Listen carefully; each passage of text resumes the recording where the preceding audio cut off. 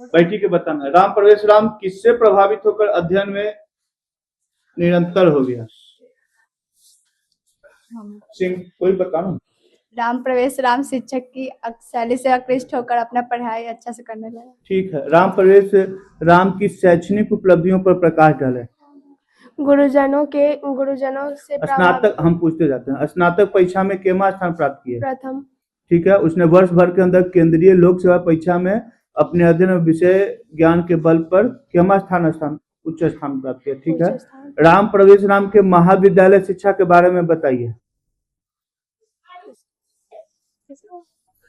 बोलो, बता सकता है? ऐसे बताओ, राम प्रवेश राम के जीवन से हमें क्या शिक्षा मिलती है? कोई भी बोलो, मिलता जुलता बोलो ना। बैठी को क्या शिक्षा मिलती है कहानी से? हमें राम प्रवेश राम से हमें यह शिक्षा मिलती है कि हमें विद्यालय में जाना चाहिए और वहां जाकर पढ़ना और लिखना चाहिए। ठीक है। कठिन अपने विषय भविष्य को उज्जवल। ठीक है, सही है। राम प्रवेश राम का घर कहाँ और कैसा? बिहार के अति दुर्गम क्षेत्र में राम प्रवेश राम का परिवार रहता था। उसका घर झोपड़ी और भूस से था, जो कि धूप में तो बचा लेता था, परंतु वर्षा ऋतु में नहीं बचा पाता था। ठीक है। व्याघ्रपथिक कथा। व्याघ्रपथिक मतलब बाघ और राहगीर की कथा। बताइए, व्याघ्रपथिक कथा के आधार पर बताएं कि दान किसको देना चाहिए? व्याघ्रपथिक कथा के अनुसार हमें दान गरीबों को देना चाहिए जो उसकी जरूरत को पूरा करे। बूढ़े बाघ ने पथिक को कैसे मारा? थोड़ा सा हिंट देते हैं। बूढ़े बाघ ने पथिक को सोने का कंगन दान देने के कहा। सोने का क्या कहा कि जाओ कंगन लेने से पहले कहाँ जाओ? उसी को बोले दो, उसी को बोले दो ना। जंगल में जाकर तालाब में आज जैसे नहाने गया, क्या हुआ? दलदल था, कीचड़ में फंस गया। अब बोलता है कि रुको हम निकाल देते हैं, और दुनिया से निकाल दिया। अनिष्ट से इष्ट की प्राप्ति का परिणाम क्या होता है? बोलो, आगे दो। अनिष्ट से इष्ट की प्राप्ति का परिणाम क्या होता है? सदा अहित का। अहित का मतलब कि जो भले व्यक्ति नहीं है उसको तुम चाहेगी कि वो हमारे लाभ करें, तो शायद लाभ ना होगा। सात्विक दान किसे कहा जाता है? देश काल स्थान एवं पात्र को ध्यान में रखकर किया गया दान सात्विक होता है। बाघ ने स्वयं को अहिंसक सिद्ध करने के लिए क्या क्या तर्क दिया? पथिक बोला ना कि तुम पर हम भरोसा कैसे करें, तो क्या क्या तर्क दिया? वो कहा कि हम बूढ़ा हो गए और हमारा दांत नाखून सब घट गया। ठीक है। धन और दवा किसे कहते हैं? बता सकता है कोई? धन और दवा किसे कहते हैं? धन दरिद्रों को पात्र, स्थान, काल आदि समसामयिक परिस्थिति का आकलन कर देना चाहिए। मतलब धन वैसे व्यक्ति को जो उनको जरूरत है, और दवा तो रोगी को उनका रोग ठीक कर सकता है। ठीक है। अगला चैप्टर हो गया तुम्हारा कर्णस्य दानवीर था। कर्ण किसका पुत्र था? उन्होंने इंद्र को दान में क्या दिया? कर्ण सूर्य का पुत्र था। उन्होंने इंद्र को दान में कवच और कुंडल दिया था। ठीक। अब बताओ कि कर्णस्य दानवीरता पाठ के आधार पर इंद्र की चारित्रिक विशेषताओं का उल्लेख करें। इंद्र जी के बारे में बताओ। इंद्र भगवान के बारे में, वर्षा के देवता है, और उनसे कवच कुंडल मांगिए, क्या लगाते हैं? पुत्र प्रेम में इंद्र अपने कर्म पद से वंचित हो जाते हैं। देवताओं के अधिपति स्वयं याचक बनकर अपने पुत्र की रक्षा हेतु कुकृत्य के लिए उद्धत हैं। कर्ण को दीर्घायु होने का आशीर्वाद की बात पर वे विमूढ़ हो जाते हैं। भली भांति जानते हैं कि कर्ण को दीर्घायु होने का आशीर्वाद देना पुत्र को संकट में डालना है। मतलब पुत्र एक तरह से अर्जुन उनका पुत्र था, देव पुत्र के नजरिए से देखा जाए तो उस सोचे कि पुत्र के तरफ से उनका तो भगवान है, उनका तो सबका हित करना चाहिए।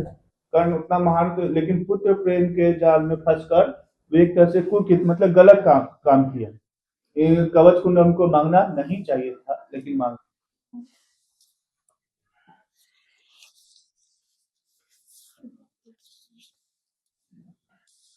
फिर बताओ तुम।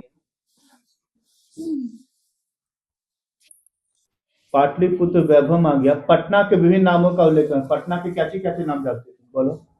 पाटलिग्राम, पाटलिपुत्र, कुसुमपुर, हाँ कुसुमपुर, पुष्पपुर। कुसुम चाहे पुष्पपुर एक ही हाँ। जैसा हुआ। ठीक है। राजशेखर ने पटना के संबंध में क्या लिखा है? राजशेखर ने काव्य मीमांसा में लिखा है कि पाटलिपुत्र शिक्षा का एक प्राचीन केंद्र था। यहाँ अनेक संस्कृत के विद्वान हुए। यहाँ पाणिनि, पिंगल, पतंजलि आदि की परीक्षा ली गई। पटना के मुख्य दर्शनीय स्थल का नाम बता। पटना में रहती है, पटना के मुख्य कोची है? बोलो। गोलघर और गांधी मैदान और बापू टावर, हाँ और गंगा सेतु और महावीर मंदिर। हाँ ठीक है। चंद्रगुप्त मौर्य के काल में पाटलिपुत्र की रक्षा व्यवस्था कैसी थी? दो शब्द बताना है। अति उत्कृष्ट थी, मतलब बहुत अच्छा। किससे था ये? भगवान बुद्ध क्या बोले थे पाटिल ग्राम के बारे में? कि महानगर तो होगा, लेकिन क्या चीज से दिक्कत होते रहे? आग, बाढ़ और ठीक है, कलह मतलब आपदा से भी दिक्कत। अब आ गए तुम्हारा विश्व शांति है? संस्कार के गो है 16 संस्कार। स्वामी दयानंद। मूर्ति पूजा के प्रति अनास्था कैसे हो गया जी? एक दिन शिवरात्रि के दिन था, कैसे स्वामी दयानंद को मूर्ति पूजा के विरोधी होगा? तुम बताइए। हाँ बोलो। क्योंकि जब स्वामी दयानंद बैठे थे रात्रि को ना, तो उनके कोची के दिन था? शिवरात्रि था, तो भगवान पे जो चढ़ा हुआ था ना, वो चूहा जूठा कर दिया था। उनको लगा कि जब चूहा से अपना अति नहीं कर सकते तो हमसे कैसे करेंगे। ठीक है, यही सब आसान। संस्कृत में सबसे ज्यादा नंबर आएगा। एक दो बार में पूरा एक वर्ड याद हो जाएगा। मध्यकाल में भारतीय समाज क्यों दूषित हो गया था? मतलब मध्यकाल में भारतीय समाज में जो निचली जाति के लोग थे, वो अपना धर्म बदल रहे क्या है? ऐसा समझाओ ना जी, गलत नहीं करेंगे। अच्छा वो तुम ही लोग बता, जिसको जो सुनाना है बोलो। जैसे मध्यकाल में भारतीय समाज खराब हो गया था, क्यों? बोले कि देखिए सर, हिंदू धर्म में 4 गो वर्ण था, ब्राह्मण, क्षत्रिय, वैश्य, शूद्र। इसमें शूद्र की स्थिति काफी खराब थी। उनको कोई टच नहीं करता था। टच करना तो तुमको गंगा जी से धोना पड़ता था, तब शुद्ध होते थे। तो अनेक तरह के थे, इसलिए वो लोग धर्म अपना छोड़कर अनेक धर्म, इससे दूषित था। और भी था, जैसे बाल विवाह था, ये सब था।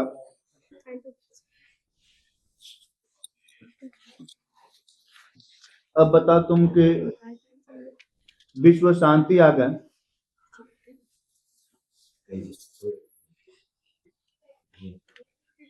शांति स्थापित करने के क्या क्या उपाय हैं? बोलो। शांति कैसे स्थापित कर सकते हैं? परोपकार, सहिष्णुता आदि को ध्यान कर ही शांति स्थापित कर सकते हैं।